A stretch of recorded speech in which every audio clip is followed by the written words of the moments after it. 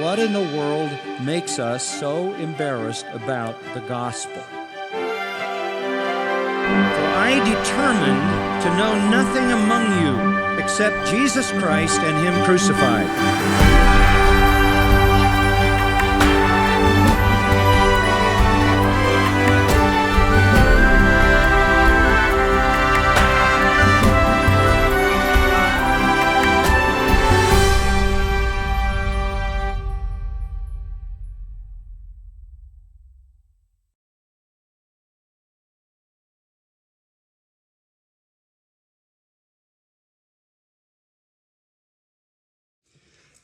Open your Bible to the 9th chapter of Mark's Gospel, chapter 9. I'm going to be looking at verses 2 through 8 this morning.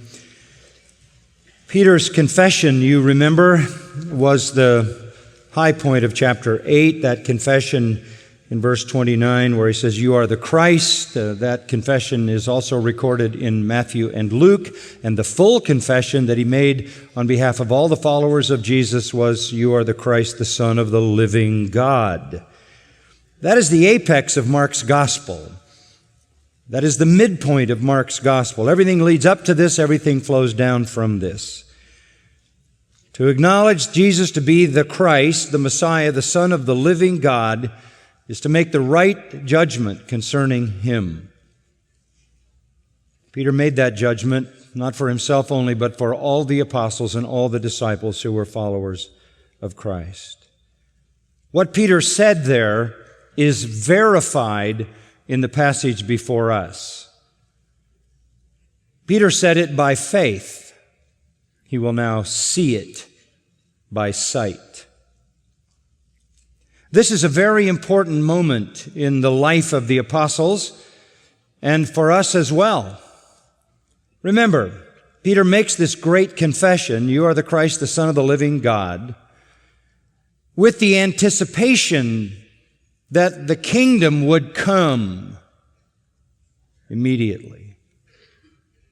But no sooner had he made that confession than in verse 31, Jesus began to teach them that the Son of Man must suffer many things and be rejected by the elders and the chief priests and the scribes and be killed.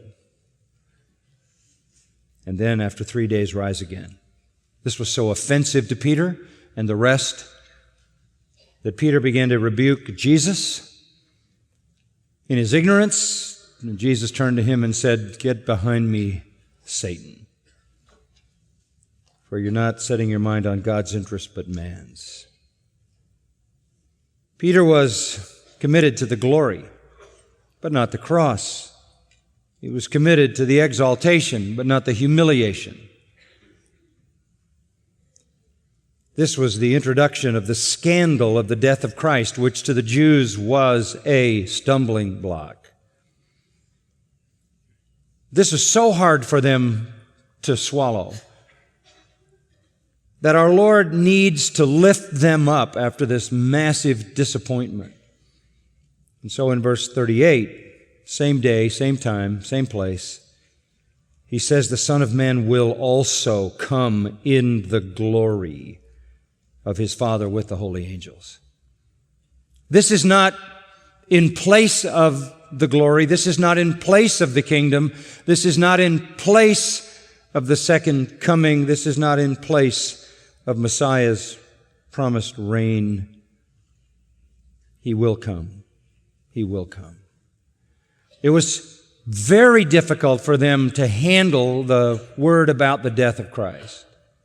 It would be even more difficult for them to handle the reality of it as it unfolded a few months from this moment. When He is arrested, they scatter.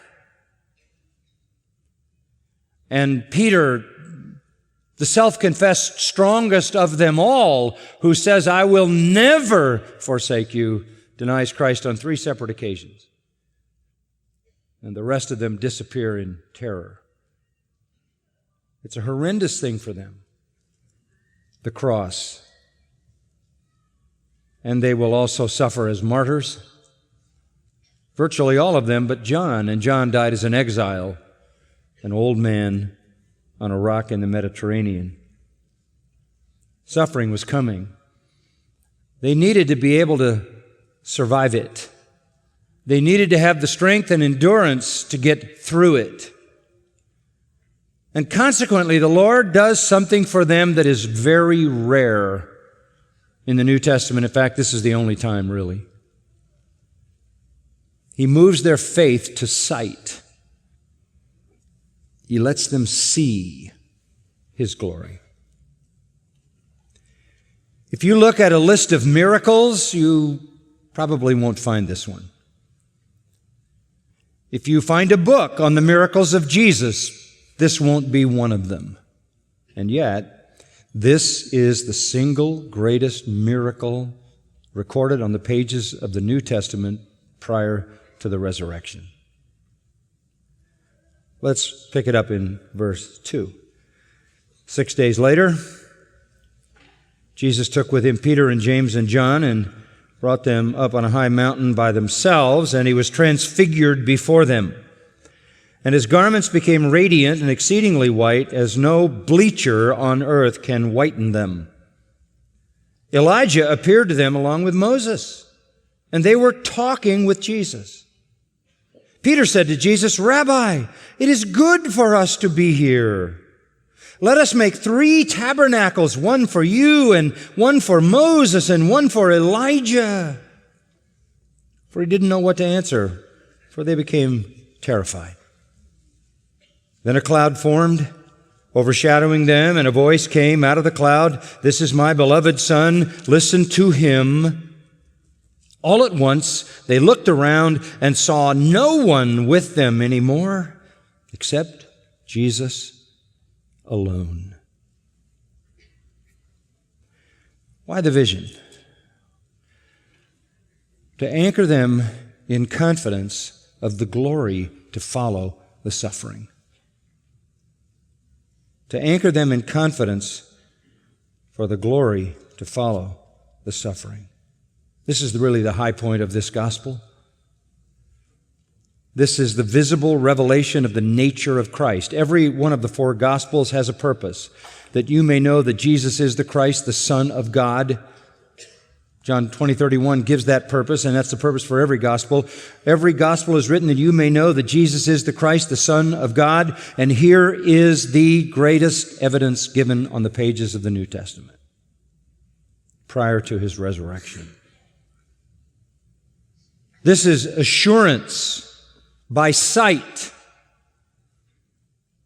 that he is God.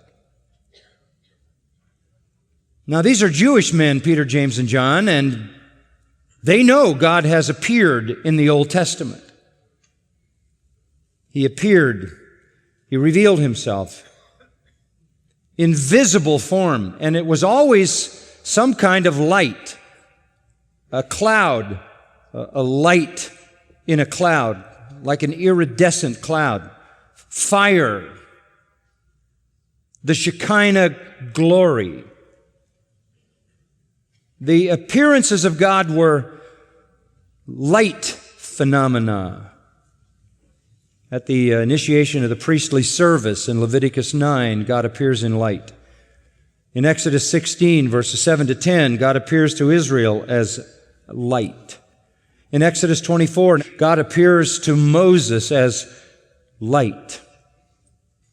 In Exodus chapter 40, verses 34 and 35, the tabernacle is completed, and God appears in the Shekinah glory as light. At Kadesh-Barnea, you remember in Numbers chapter 14, where the children of Israel rebelled against God, again he appears in light. A couple of chapters later, in the 16th chapter of Numbers, at the exposure of the sins of Korah, Dathan, and Abiram, God again appears as light. Number 16, the same chapter, at the rebellion of Israel against Moses and Aaron, God appears. In Numbers chapter 20, God appears as light at Meribah, where Israel was thirsty. And then when the temple was completed, it is recorded in 1 Kings chapter 8, verse 11, that the glory of God descended on the place. And God was there in his blazing glory in 2 Chronicles 7:1 when the first offering was made in the temple. Every one of those was an appearance of God in light. God reducing his nature to a visible light phenomena, unearthly, supernatural, incomparable. Habakkuk, the prophet, sees a future day of full glory when, quote, "The earth shall be filled with the knowledge of the glory of the Lord as the waters cover the sea." There will be a time in the glorious millennial kingdom of Christ when somehow his glory will literally cover the planet. Until then, all the revelations of God's glory are somewhat partial and somewhat limited. You remember that God said to Moses, "No man can see my face and live." Exodus 33. "So I'll show you my back parts." Moses said, "If you don't show me your glory, I'm not going to lead this people." God says, "I'll show you my back parts." Tucked him in a rock and gave him a small glimpse of his glory because the full glory would have consumed him. The glorious appearances of God in the Old Testament are no less stunning because they are partial. They are no less divine because they are confined or limited or restrained so that they don't destroy the viewer. But in every case, it is to strengthen their faith that God is there, that God is present. The living God has not remained silent. And though he is invisible, he has made himself visible. He is not always shrouded in darkness. He is unveiled in shining light. When you see those visions, you see that God wants to be heard, but he also has made it possible to be seen. But never has God revealed himself so magnificently and so precisely as in the passage I just read to you. When the glory shines through Christ, Christ is in himself, as the God-man, the purest revelation of God. And here, that revelation is supernaturally intensified. There was evidence that Jesus was God by what he did, but there was no visible evidence in looking at him. Nobody could see any difference in him on the outside. And yet, Hebrews 1 says, he is the brightness of the Father's glory. He is God manifest. 2 Corinthians talks about the glory of God shining in the face of Christ. All of God's attributes contained in him because he is fully God. He is called the Lord of glory. But that is all veiled through his life. And you have to come to the conclusion that he is God by what he does, not how he appears. And the disciples got to that point by what he did, by what he said. You're the Christ, the Son of the living God. But as this thing started going downhill from that pinnacle and headed toward the cross and suffering and rejection, including their own suffering, they needed something more than the faith they had to hang on to. The Lord knew, he knew himself, they needed sight. And so he gave them this vision.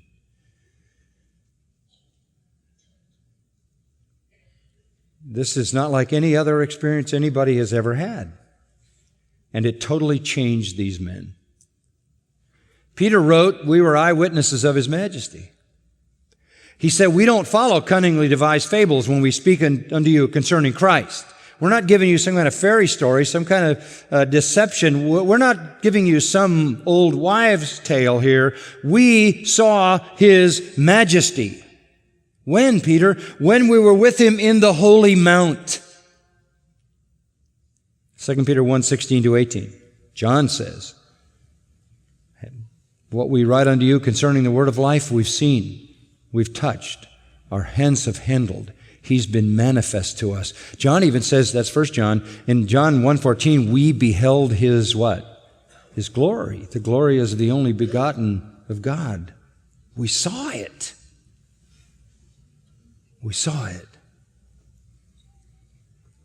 Matthew records this, chapter 17. Luke records this, chapter 9. Mark records this because this is so very, very important. I want you to look at 4 points, okay? I don't have a lot of time to cover these, but we'll get them. Number 1, the Son's transformation. Verse 2. 6 days later, Matthew and Mark say 6 days. Luke 9:28 says 8 days. The difference is, no real big issue. Luke included the day of the promise that the Lord gave in chapter 9, verse 1. Some of those standing here will not taste death till they see the kingdom of God after it's come with power. That was a promise that some of those there, some of those disciples and apostles would see His glory. They would see a preview of the kingdom glory. They wouldn't die before they saw it. In fact, it was 6 days later. In Luke's case, he counted the day of the promise and the day of the fulfillment. Matthew and Mark just marked the days in between. Very common thing in Scripture. So, Jesus took with Him Peter, James, and John. These guys are the inner circle, His most intimate friends. James and John are brothers. Peter's the leader. They're very close to Christ. We find them in Mark 14:33 when Jesus goes into Gethsemane to pray. You remember, to the Father in anticipation of the cross, He takes Peter, James, and John again. And He takes them with Him for fellowship and to pray with Him. So He takes these three. Timing is perfect. They've heard the great confession. They've made the great confession. They affirm who He is. But the cross has knocked them flat. The death of Christ is something they can't comprehend. It is a stumbling block. So He gives them the promise of the kingdom, but the promise is hard to hang on to. So He takes them the next level and says, watch. Watch. You will see. Why did He take three? It says that truth is confirmed in the mouth of 2 or 3 witnesses. Matthew 18:16 says, when you're dealing with people's sins in the church, you confirm their response in the mouth of 2 or 3 witnesses. 2 Corinthians 13:1, Paul says, when I come to you, the Corinthian church, I'm going to deal with the people who are there. I'm not going to go willy-nilly through the church, but I am going to confirm sin before I deal with it. It'll be confirmed in the mouth of 2 or 3 witnesses. In 1 Timothy 5, it tells us that an elder, before he's rebuked, must have whatever sin confirmed in the mouth of 2 or 3 witnesses. The proper number of eyewitnesses to confirm the truth. Very trustworthy, the most intimate of Christ's followers. So He brings them up into a high mountain by themselves. Luke 9 says to pray. He said, let's go pray. Something He did all the time. High mountain. I know you're going to ask, what mountain?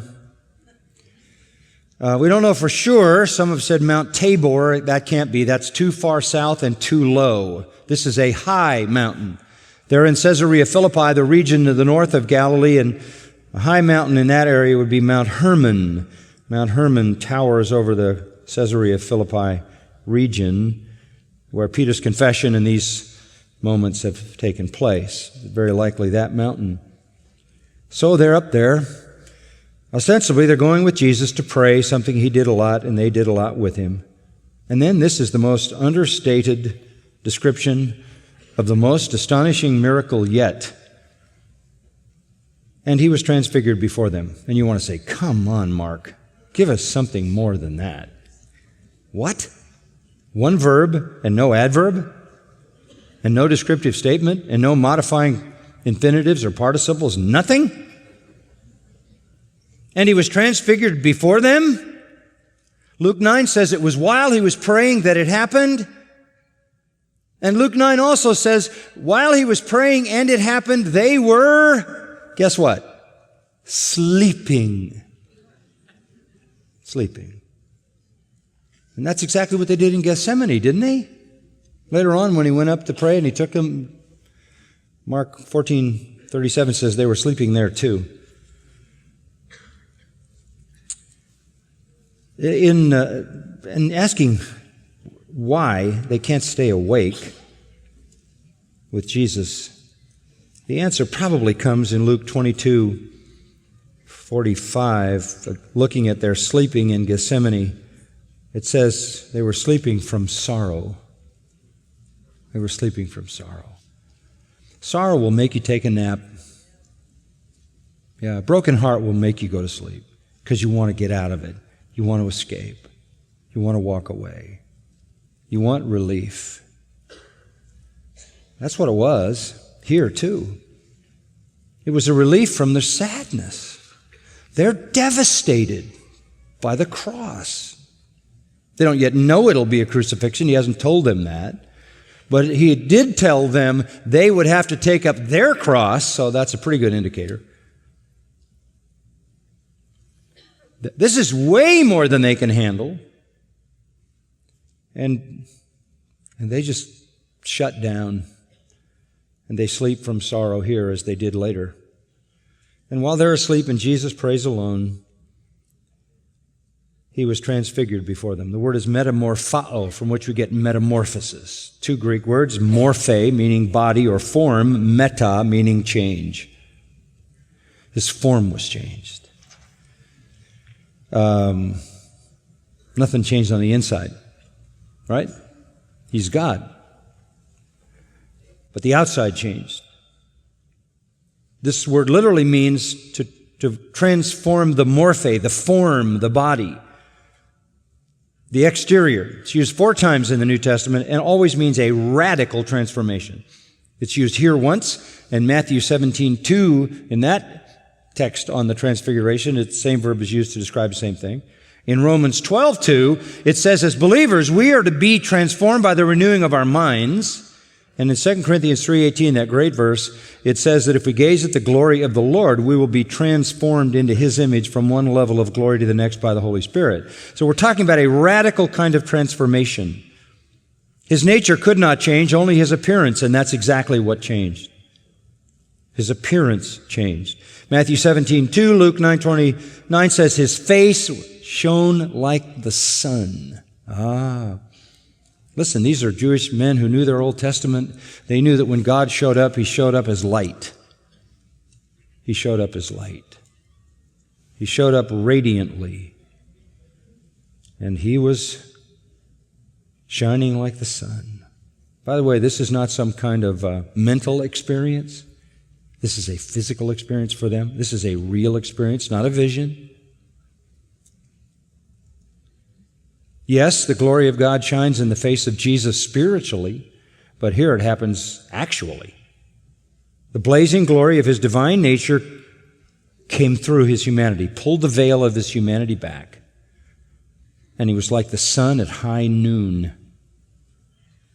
There's another glimpse of that, and it is a vision, but it's the same description in Revelation 1 when John has a vision of Christ, and it says about Him that Verse 16, His face was like the sun shining in its strength, the sun at its highest, most glaring moment in a cloudless sky. That's what they saw. I wish there were more details here, don't you? I mean, come on, Ezekiel gave us a lot more than this, right? The whole chapter. Isaiah gave us more than this. John gave us more than this in Revelation 1. Why do we get one sentence? Well, we get a little more. His garments became radiant. Stilbo is the word. It means to glitter, like flashing facets reflecting back the blazing sun at high noon on a diamond. And exceeding white, not flat white, but blazing white. Luke says white and gleaming, like linear lightning. And then I like what Mark says. He must have had a bad experience at the cleaners. He says his garments became radiant and exceeding white as no bleacher on earth can whiten them. No, ganaphus means, the old word used to be fuller. A fuller was someone who bleached things white. This is white. This is white, white, white. Blazing white. Glittering white. Like the sun's white. Jesus always possessed that glory, but kept it veiled until this moment. He acknowledges in John 17 that he had the glory from eternity, but it was veiled, it was covered until this moment. This is the glory that one day will be fully revealed. Matthew 24, he will come in full blazing glory. And the Revelation says the people in the world are going to see that glory and they're going to cry for the rocks and the mountains to fall on them to hide them from the face of his glory. Matthew 25:31 says the same thing. He's coming in glory. Revelation 19 describes him coming in glory. Full blazing glory. Well, Luke 9:32 says when Jesus was transfigured, they became fully awake and saw his glory. That's why John said, we beheld his glory, John 1:14. They saw it. And of course, it was incomprehensible to them. But the scene changed. It wasn't just him. We go from the Son's transformation to the saints' association. Verse 4, Elijah appeared to them along with Moses. Whoa. And they were talking with Jesus. Was this really Moses and Elijah? Yes. But aren't Moses and Elijah glorified spirits in heaven? Aren't they part of the just men made perfect, the spirits in heaven? Yes. Don't they wait to get a glorified body until Daniel 12:2 says the establishment of the kingdom and the resurrection of the Old Testament saints? Yes. However, for this occasion, the Lord provided them a visible form. And Elijah appeared to them along with Moses. And they're talking with Jesus. I'd like to hear that conversation. What were they saying? I'll tell you exactly what they were saying. You say, how do you know what they were saying? Because it's in the Bible. And I will promise you, I only know what's in the Bible. I have never had a vision. I married one, but I haven't had one. Now, precisely my sentiments. Listen to what it says in Luke 9:31. Two men were talking with him, and they were Moses and Elijah, who appearing in glory. See, they're in a glorified form too. And they were speaking of his departure, which he was about to accomplish at Jerusalem. What's the subject? His death. His death. They're talking about his death. Talking about his death. The subject matters. I suppose the disciples might have thought they would be talking about the kingdom and the glory and the overthrow of the Romans and the establishment of the Messiah's throne over the whole earth. But they're not. They're talking about his death because that's what the Transfiguration event is intended to communicate to the disciples, that he has to die. And it doesn't negate the glory, but it isn't some interruption of the plan. Here are Moses and Elijah talking about the death of the Messiah. Again, these are two men, and two very special men. And the testimony of these two men is a confirming testimony because they're two witnesses. And they're talking about the death of Christ. Moses and Elijah. You mean Moses and Elijah are aware that the Messiah must die? You mean that this stumbling block to all of us, which we cannot understand, is part of the plan? And Moses and Elijah affirm this? That's exactly what this is about. Moses is the greatest leader in Israel's history. Rescuer of the nation from captivity. Its greatest general, can we say? God was the one who drowned Pharaoh's army, but Moses was the victor by divine power. In authority, he was a king, though he never had a throne. In message, he was a prophet. In service to God, he was every bit a priest, serving God on behalf of his people. He was the author of the Pentateuch, the agent by which God gave his holy law. He's the greatest. If you're going to have somebody give testimony to the fact that the Messiah needs to die, you couldn't get a better witness than Moses. Unless it was Elijah. He could stand with Moses because he fought against every violation of that law. He battled the nation's idolatry, and he battled it with great courage and words of judgment, and he validated his preaching with miracles. There are only two miracle eras in the Old Testament. Time of Moses, and you know what the miracles were. They were in Egypt. And time of Elijah. You can read them in 1 Kings 17 to 19, 2 Kings 1 and 2.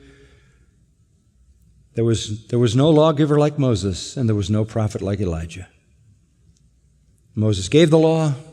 Elijah was his greatest guardian. Here are the most trustworthy eyewitnesses.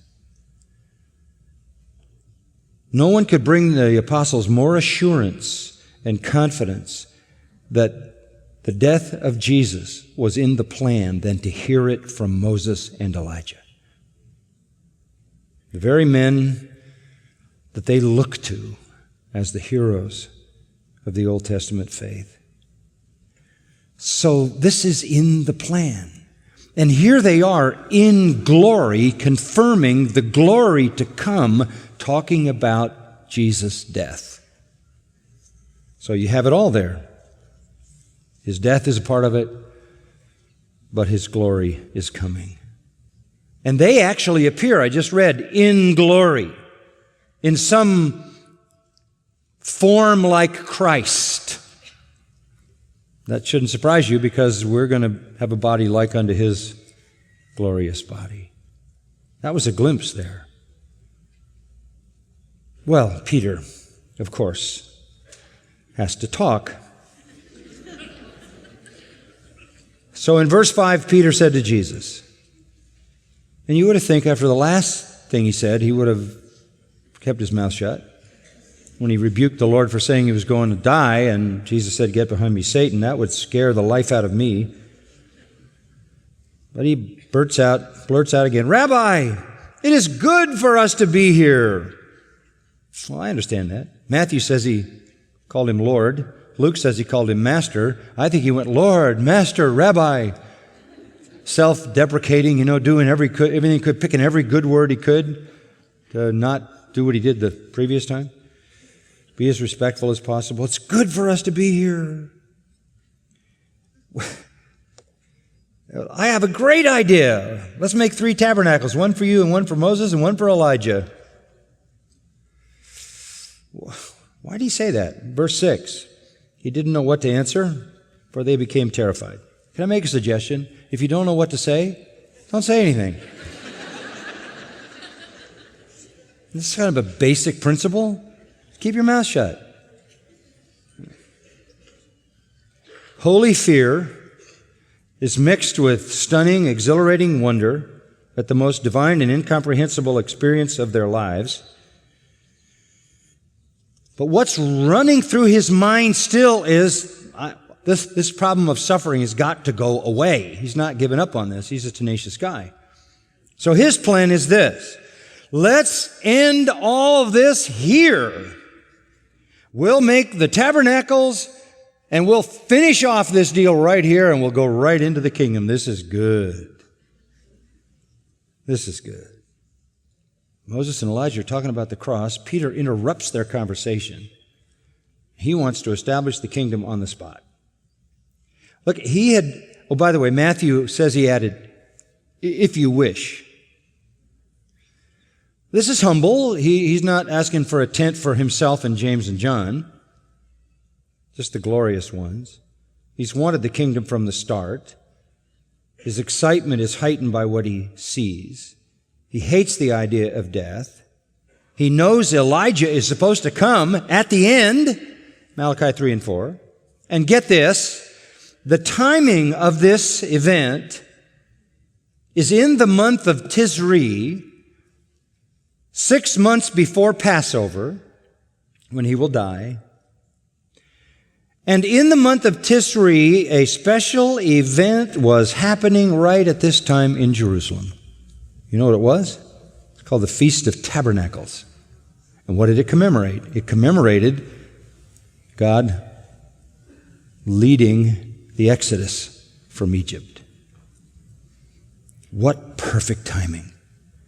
This is the time we commemorate the great Exodus. What a great time to have our Exodus right now. We've got Moses, we've got Elijah, we've got Jesus in glory. Let's just have the Exodus out of this corrupt life of bondage into the glorious kingdom. Peter's got his theology pretty well wired. Forget dying.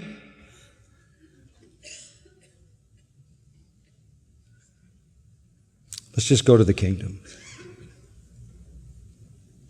You know, the picture here is really powerful. As one writer said, this shows that Jesus is not a walk-on in the divine economy. This is Moses. This is Elijah. The presence of Moses and Elijah signify that this is God's Son, the King who will reign in glory. And here they are talking about his cross, which means that's a part of the plan. That's not an interruption. Peter said what he said, back to verse 6, because he didn't know what to answer. And he was so afraid. And sometimes when you're afraid, you just blurt out things. And what you have here is simply what was going on in his mind came out of his mouth. Let's launch the kingdom now. Forget the death and suffering. It's the same old deal he said before when he got rebuked. So you have the Son's transformation, the saints' association, and then the sleeper's suggestion, bad suggestion. There's one more thing. The sovereign's correction. This is amazing. Verse 7, then a cloud formed. Guess who showed up? A cloud formed, overshadowing them. Matthew 17:5 says a bright cloud.